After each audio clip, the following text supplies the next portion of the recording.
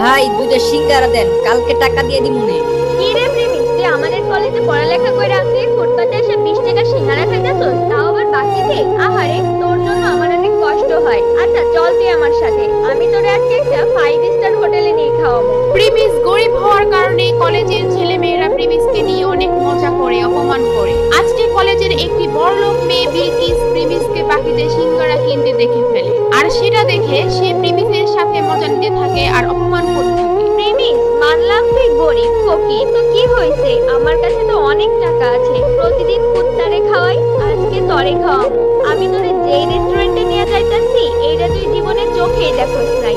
বিলকিস প্রিমিসকে যে রেস্টুরেন্টে নিয়ে যাবে সেটার নাম শুনে প্রিমিস রাজি হয়ে যায়। প্রিমিসের কোনো ধারণাই ছিল না ওই রেস্টুরেন্টে যাওয়ার পর যে কি একটা ঝাটকা খেতে হবে, কারণ এই রেস্টুরেন্টের মধ্যে বিলকিসের বয়ফ্রেন্ড বসেছিল আগে থেকে। বিলকিস, এই প্রেমিস তোমার সাথে কি করে? ফকিররে তোমার সাথে রেস্টুরেন্টে কেন নিয়ে আইছো? আজকে কুত্তা জায়গায় ফকিরনের পোলা প্রেমিস রে কি খাওয়াইবা নাকি? শান বেবি, এমনি নিয়ে আসছি ওরে। ওই দেখুক আমাদের মতো বড় লোকেরা কত দামি রেস্টুরেন্টে খাওয়া দাওয়া করি।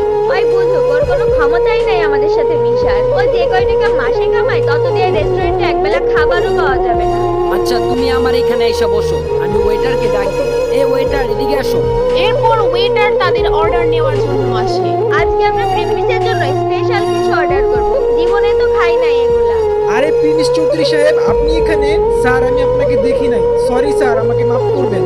প্রিমিসকে দেখে ওয়েটার আশ্চর্য হয়ে যায় আর ওইখান থেকে চলে যায়, কিন্তু বিলকিস আর বিলকিসের বয়ফ্রেন্ড এটা দেখে একেবারে অবাক হয়ে যায়, আর তারা দুজনেই বুঝতে পারে না ওখানে কি হলো। প্রেমিস, তোমার এই ওয়েটার চৌধুরী স্যার কেন বললো?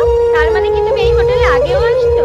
খুব তাড়াতাড়ি সব বুঝতে পারবে। কিছুক্ষণ পরে ওয়েটার 50,000 টাকা দামের একটা কোল্ড ড্রিঙ্কস নিয়ে আসে ওখানে আর বলে, চৌধুরী স্যার, এই যে নেন আপনার ফেভারিট কোল্ড ড্রিঙ্কস। এত দামি কোল্ড ড্রিঙ্কস? এই প্রেমিস, এত দামি কোল্ড ড্রিঙ্কসের বিল কি তোর আব্বু দিব নাকি? এটা শুনে প্রিমিস একটু হাসতে থাকে, আর ঠিক তখনই ওয়েটার বলে, প্রিমিস চৌধুরী স্যারের বিল দেওয়ার কোনো দরকার নাই।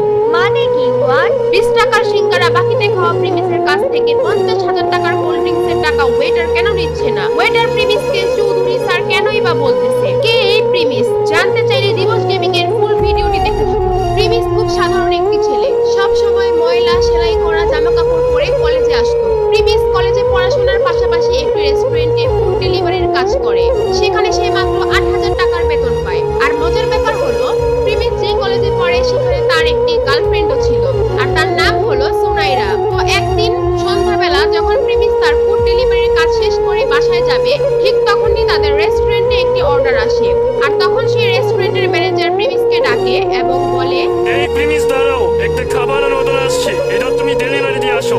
স্যার, আমার তো ডিউটির টাইম শেষ আর আমি এখন অনেক ক্লান্ত। কলেজ থেকে ফিরে এখনো কিচ্ছু খাই নাই, আমার কলেজের অ্যাসাইনমেন্টও বাকি আছে। স্যার, আপনি এই অর্ডারটা অন্য কাউরে দিয়ে ডেলিভারি করায় দেন। তোমার তো সাহস কম না, তুমি আমার মুখের উপর তর্ক করো। আমাদের বাকি ফুড ডেলিভারি বয়েরা এখন বিজি আসছে, এটা তোমারই এখন দিতে হবে। স্যার, এখন আমার খুব দুর্বল লাগতাছে, না হলে আমি ডেলিভারিটা দিয়ে আসতাম, আর এই অবস্থায় সাইকেল চালা যেতে হয়তো আমি পারবো না। তোমাকে চাকরি দেওয়ায় আমার ভুল হয়েছে, কোনো কাজ দিয়ে তুমি এমন ফালতু অজুহাত দেখাও। চাকরি থেকে বাদ দিলে তখন দেখা যাবে চাকরি কোথায় পাও। তুমি চালো আমার বাইকটা নিয়ে খাবারটা পৌঁছে দিয়ে আসো। আচ্ছা ঠিক আছে, আমি যাচ্ছি। প্রিমিস এই ক্ষুধার্ত শরীর নিয়েও খাবার ডেলিভারি দিতে রাজি হয়। যদিও তার কাজের সময় শেষ হয়ে গিয়েছে, তারপরেও ম্যানেজারের কথায় তার চাকরি হারানোর ভয়ে সে যেতে বাধ্য হয়। তাই সেই কথা চিন্তা করে রেস্টুরেন্ট থেকে খাবার নিয়ে বের হয় ডেলিভারি দেওয়ার জন্য। A few moments later. আরে কত সুন্দর বাইক! ইস, এরকম একটা বাইক যদি আমার থাকতো, এই বাইক দিয়ে সোনাইরাকে নিয়ে ঢাকার শহরে গলিতে গলিতে নিয়ে ওকে ঘুরতাম। সুনাইরা হচ্ছে প্রিমিসের গার্লফ্রেন্ড, আর সুনাইরা বাইক অনেক পছন্দ করে। প্রিমিস যেহেতু সুনাইরাকে অনেক ভালোবাসে, সে তার বেতনের টাকা থেকে যখনই কিছু টাকা বাঁচাতে পারে সুনাইরার জন্য গিফট কিনে নিয়ে আসে। প্রিমিস মনে করে সুনাইরা তার পাশে সারা জীবন থাকবে। সুনাইরা প্রিমিসকে অনেক ভালোবাসে, এটাও সে মনে করে। আর তারপর প্রিমিস ফুড ডেলিভারি দেওয়ার জন্য তার গন্তব্যে পৌঁছে যায়, আর সেটি ছিল একটি দামি হোটেল। হোটেলের ভিতর যখনই রুমে নক করে, আর তখন ভিতর থেকে দরজা খুলে দেয় একটি মেয়ে। সেই মেয়েটি আর কেউ নয়, সেটি ছিল প্রিমিসের গার্লফ্রেন্ড সুনাইরা। আরে সোনাইরা, তুমি এখানে কি করতেছো? তোমার সকাল থেকে মেসেজ দিতাছি, ফোন দিতাছি, কোনো রিপ্লাই নাই। আচ্ছা ওয়েট, তুমি কি খাবার অর্ডার দিছো? আর তুমি এই হোটেলে কি করতেছো তোমার বাসায় রাইখা? এই ডেলিভারি বয়ের সাথে তো কিসের কথা? আরে প্রেমিস, দেখি আমাদের কলেজে পড়ালেখা করে সেই ছেলে এখন ফুড ডেলিভারি বয়। সুনাইরার সাথে এখন যাকে দেখছেন সে হচ্ছে রাসেল। প্রিমিসরা যেই কলেজে পড়তো সেই কলেজের ম্যানেজমেন্টের দায়িত্বে থাকা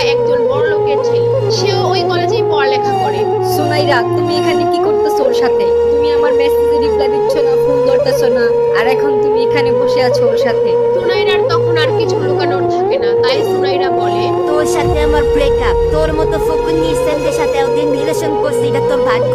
তোর তো একটা বাইক কেনার সামর্থ্য নাই, আমাকে কোথাও ঘুরতে নিয়ে যাস না। তোর মতো ফকিনের পোলার সাথে কে রিলেশন রাখবে রে? প্রিমিস সুনাইরার কথা শুনে যেন তার মাথায় আকাশ ভেঙে পড়ল। প্রিমিস সুনাইরাকে নিয়ে এত স্বপ্ন দেখতো, আর সেই সুনাইরা তার সাথে এই কাজ করলো। প্রিমিস একদম নীরব হয়ে ওইখান থেকে চলে আসতে থাকে। সারাদিন না খাওয়া, তার মধ্যে এত বড় ধাক্কা, সে একদম ভেঙে পড়ে। আর ঠিক তখনই কাহিনীতে আসে নতুন টুইস্ট। তার ফোনে একটা মেসেজ আসে, আর সেখানে লেখা থাকে, প্রিমিস চৌধুরী আজকে থেকে তার অভাবী জীবন থেকে মুক্ত, আর তার ব্যাংক অ্যাকাউন্টে 500 কোটি টাকা অ্যাড হয়েছে, এবং সে তার পরিবারের গরিবী পরীক্ষায় পাশ করেছে। আপনারা হয়তো ভাবছেন এটা আবার কিসের পরীক্ষা। চৌধুরী ইন্ডাস্ট্রির একমাত্র ছেলে ছিল প্রিমিস। তাদের চৌধুরী পরিবারের একটা নিয়ম ছিল, তাদের পরিবারের ছেলেদের তারা ছোটবেলা থেকেই সমস্ত সম্পত্তি ও টাকা পয়সা থেকে বঞ্চিত করে দেয় এবং গরিব অবস্থায় ছেড়ে